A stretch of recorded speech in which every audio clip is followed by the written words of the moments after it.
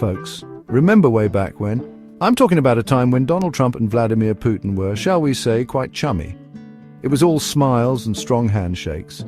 Trump often spoke of Putin in glowing terms, admiring his strength, his control. He even once said he believed Putin over his own intelligence agencies. Now that's a level of trust you usually reserve for your maitre d' when he says the fish is fresh today. It was a relationship that had many of us scratching our heads, wondering if we'd accidentally tuned into a buddy cop movie where one of the cops was, well, very Russian. This wasn't just a fleeting moment, a brief diplomatic courtesy. No, sir.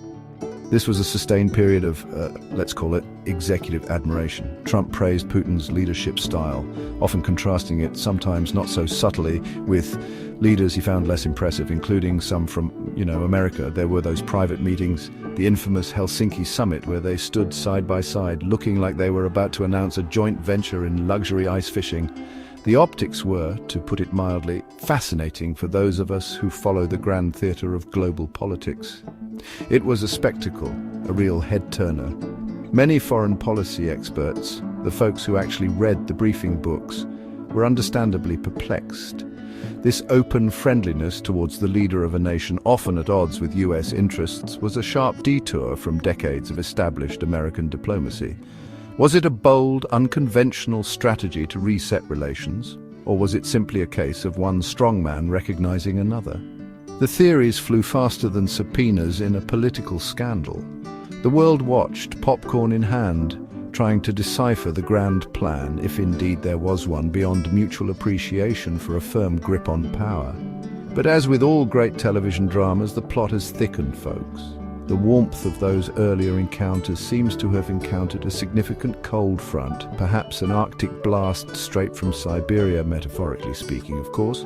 The beautiful letters Putin supposedly wrote to Trump might now be gathering dust, or worse, being used as kindling. The landscape of their relationship, once portrayed as sunny with a chance of mutual backslapping, now appears distinctly overcast. What a difference a few years and a brutal war make, eh? The anointing oil has seemingly run dry. Now let's talk about the elephant in the room, or rather the large, geographically significant country in Eastern Europe, Ukraine. This conflict, this brutal, ongoing war, has been a humanitarian disaster and a geopolitical earthquake. Russia's invasion, launched with what many assumed would be overwhelming force, has dragged on, causing untold suffering, displacing millions and reconfiguring global alliances. It's the kind of situation that makes even the most seasoned diplomats reach for the extra strength antacids. It's a grim, complex mess, and that's putting it mildly. Hopes for a swift, clean resolution, if anyone ever seriously harbored them beyond a few wishful thinkers, have long since been ground into the Ukrainian soil. The fighting continues with a relentless ferocity, and reports indicate Ukraine is currently bracing for yet another Russian summer offensive in the east. The human cost is almost unimaginable, a daily tally of lives lost and futures destroyed. Beyond the immediate tragedy, the war has sent shockwaves through the global economy, impacting energy prices, food security, and the very fabric of international order. It's a stark reminder that peace is a fragile commodity. Enter Donald Trump, the man who famously promised he could solve the Ukraine war in 24 hours. Yes, you heard that right, one day. Perhaps he envisioned a very stern phone call, a bit of his trademark bluster, and voila, peace in our time. He's the ultimate deal-maker, or so the legend goes. Surely a complicated international conflagration wouldn't be much different from negotiating a branding deal for a new line of steaks, right? He probably figured he'd just get Putin and Zelensky in a room, bang some heads together, and it would all be over by lunchtime. However, it appears the Kremlin isn't quite as eager to sign on the dotted line of a Trump-brokered peace deal as one might have expected, especially if that deal involves them, stopping. Reports from as recent as yesterday, May 27th, 2025, indicate that Mr. Putin is not exactly rushing to the negotiating table, at least not on terms that involve a ceasefire acceptable to Trump or Ukraine. This unwillingness from Moscow seems to be a major source of the former president's growing agitation. The art of the deal, it seems, meets the reality of entrenched warfare and geopolitical stubbornness. So, what happens when the self-proclaimed master negotiator finds his path to a quick peace deal blocked by a stubborn adversary? Well, folks, it seems frustration sets in. Bigly. According to recent reports, President Trump is now expressing significant irritation with the Kremlin. Imagine, if you will, Trump trying to get a Diet Coke from a vending machine, and it keeps taking his dollar but not giving him the soda. That's the kind of frustration we might be talking about here, but with much, much higher stakes. The diplomatic niceties are apparently wearing thin. And when Donald Trump gets frustrated, what's his go-to move? Well, aside from a strongly worded tweet or whatever platform he's on these days, it seems the idea of sanctions is back on the table.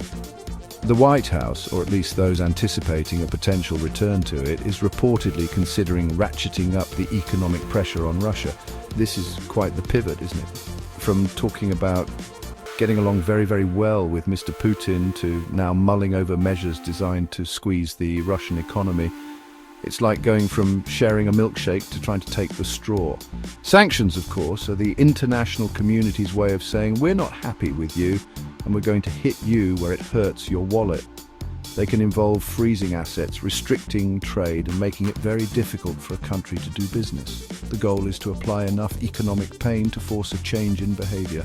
However, their effectiveness can be a mixed bag, especially when dealing with a nation as large and resource-rich as Russia, which has shown a certain resilience or perhaps obstinance in the face of past economic penalties.